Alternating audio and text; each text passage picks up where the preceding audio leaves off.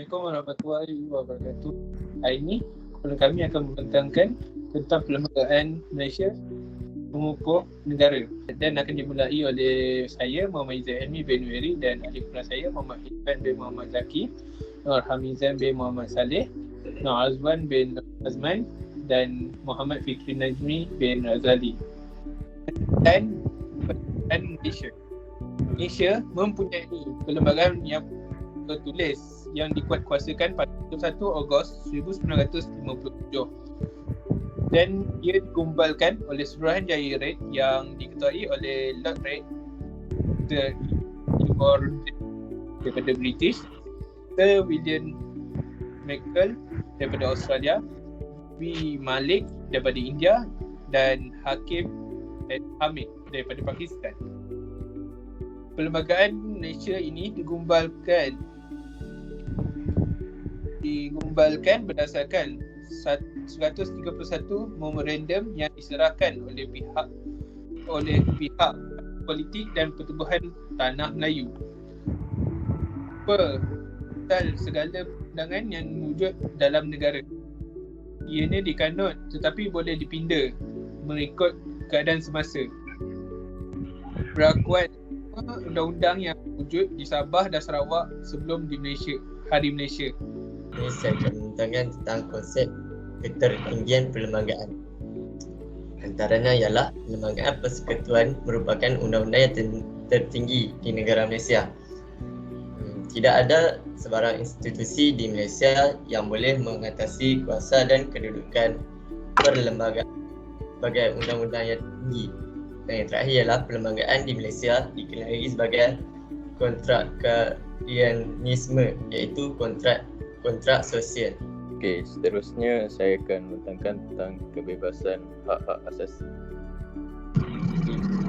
Hak asasi yang pertama ialah kebebasan diri dalam kurungan pasal 1 perkara 5 Perlembagaan Persekutuan, yang mana ianya tidak boleh ambil nyawa dan dilucutkan kebebasan diri kecuali menurut undang-undang. Hak asasi yang kedua ialah keabdian dan kerjasama dalam kurungan perkara 6 Perlembagaan Persekutuan. Ianya tidak seorang pun boleh ditahan sebab abdi atau kerja paksa. Hak asasi yang ketiga, kesamarataan di sisi undang-undang dalam kurungan pasal 2 Perlembagaan Persekutuan, di mana semua orang adalah sama di sisi undang-undang dan berhak mendapat perlindungan yang sama. Hak asasi yang terakhir ialah kebebasan beragama. Di Malaysia, walaupun Perlembagaan Persekutuan Malaysia memperuntukkan agama Islam sebagai agama rasmi, tetapi setiap warga negara Malaysia berhak mengamalkan agama masing-masing. Okey, seterusnya saya akan membentangkan tentang proses pilihan raya. Pilihan raya adalah satu proses demokrasi di mana undian digunakan untuk memilih calon yang sesuai untuk mewakili rakyat di parlimen. Ia merupakan satu mekanisme demokrasi untuk memilih calon yang sesuai untuk memenuhi jawatan-jawatan pengumbal undang-undang eksekutif, perundangan dan kerajaan tempatan. Terdapat jenis pilihan raya iaitu pilihan raya umum atau pilihan raya kecil. Kaedah atau sistem pilihan raya boleh dikategorikan kepada dua, iaitu sama ada perwakilan berkadar atau sistem majoriti. Sistem pilihan mementingkan pemenang atau beberapa pemenang menurut pengiraan undi yang diperolehi setiap calon yang bertanding. Pemenang sebab wakil rakyat dan terlibat dalam proses pembualan undang-undang. Oleh itu, cara pemilihannya amat penting dan sepatutnya selari dengan kehendak demokrasi. Selain itu, pilihan raya biasanya dipantau oleh Sampah Badan Bebas. Misalnya di Malaysia, ia dipantau oleh Suruhanjaya Pilihan Raya. Seterusnya, fungsi pilihan raya ialah menubuhkan sebuah kerajaan demokrasi, mengekalkan pimpinan, pemilihan calon bagi mengisi jawatan tertinggi kerajaan, mengekalkan persatuan dalam satu organisasi komuniti politik dan terakhir memilih wakil-wakil menerajui pemerintahan negara. Kelayakan calon. Dalam sistem pilihan raya di Malaysia, calon yang bertanding boleh mewakili suatu parti atau bertanding sebagai calon bebas. Seseorang itu layak menjadi calon dalam mana-mana pilihan raya jika mematuhi syarat-syarat berikut. Contohnya, yang pertama, warga negara Malaysia dan bermaftating di negara Malaysia. Kedua, berumur tidak kurang daripada 21 tahun pada hari penamaan calon. Dan terakhir, tinggal di negara di mana dia akan bertanding. Seseorang calon akan hilang kelayakan sekiranya dirinya telah didapati atau diisytiharkan tidak siuman, bankrupt, memegang jawatan kementerian office atau profit, gagal menemukan laporan perbelanjaan pilihan raya dan terakhir telah memperoleh kewargaan negara asing. Akhir sekali, proses pilihan raya dimulai dengan penamaan calon dan berkempen. Kedua, pengundian. Ketiga, pengiraan. Keempat, putusan pilihan raya. Baiklah, seterusnya saya akan membentangkan tentang peruntukan istimewa perlembagaan.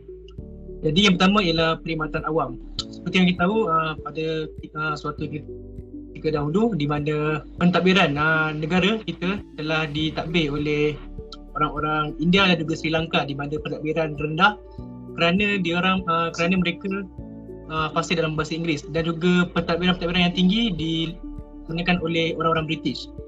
Terusnya wujudlah perlembagaan ini di mana perkhidmatan awam akan diberi peluang kepada warga-warga Melayu, bangsa-bangsa Melayu dan juga warga-warga di Sabah dan Sarawak untuk mendapatkan jawatan tersebut dalam pentadbiran awam di negara Malaysia. Seterusnya ialah lapangan ekonomi. Seperti yang kita tahu, pada waktu dahulu di mana kita punya ekonomi telah dimonopoli oleh bangsa-bangsa asing. Jadi perlembagaan telah mewujudkan lapangan ekonomi ini untuk memberi peluang kepada bangsa-bangsa Melayu dan juga warga Bumi Putra iaitu Sabah dan Sarawak untuk melibatkan diri mereka dalam ekonomi. Jadi perlembagaan telah mensasarkan iaitu sebanyak 30% daripada bangsa Melayu dan juga Bumi Putra untuk melibatkan diri mereka dalam ekonomi di negara Malaysia. Terusnya ialah pendidikan. Di samping untuk mendapatkan bangsa Melayu dan juga warga Bumi Putra untuk melibatkan diri mereka dalam ekonomi, semestinya mereka memerlukan pendidikan yang tinggi untuk bersaing dengan bangsa-bangsa lain di dalam Malaysia ini. Justru dengan itu, perlembagaan telah memberi peluang untuk memberi pendidikan kepada bangsa-bangsa Melayu dan juga Bumi Putra supaya mereka dapat bersaing dalam bidang ekonomi di Malaysia ini. Seterusnya saya akan menerangkan tentang kedudukan Raja-Raja Melayu di tanah Melayu. Okey. Perkara 38 dalam kurungan 6, Perlembagaan Persekutuan memperuntukkan bahawa majlis Raja-Raja membincangkan perkara-perkara dan boleh bertindak mengikut budi bicara seperti berikut. Yang pertama ialah memilih atau memecat Yang di-Pertuan Agong daripada jawatan kuasanya atau memilih atau memecat timbalannya Yang di-Pertuan Agong.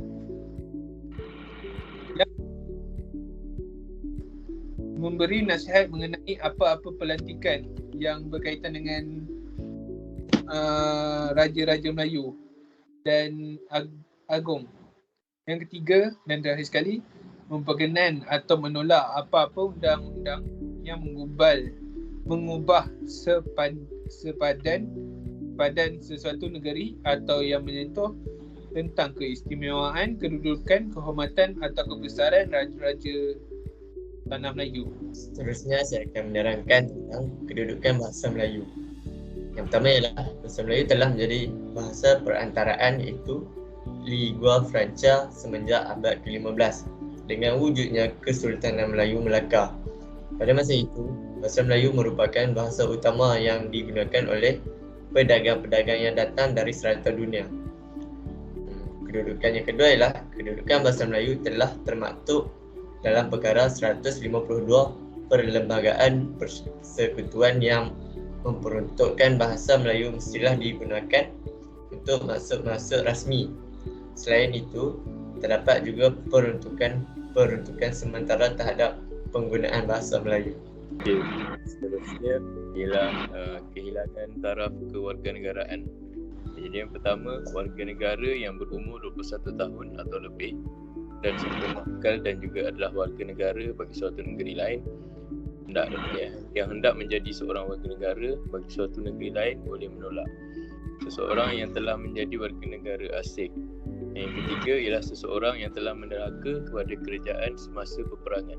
Akhir sekali, kesimpulan pada tajuk kali ini adalah Perlembagaan Persekutuan Malaysia merupakan asas penting dalam undang-undang negara. Tanpa perlembagaan, sistem pemerintahan dan kawalan sukar dilaksanakan. Hal ini bertunjangkan kepada pembentukan awal perlembagaan yang mendapat persetujuan ramai. Malah jika dilihat, sebenarnya perlembagaan merupakan dasar kepada pembentukan demokrasi berparlimen di Malaysia. Maka dengan itu, diharap setiap warga negara sama ada pemerintah dan rakyat mendapat hak masing-masing dan pembelaan sewajarnya.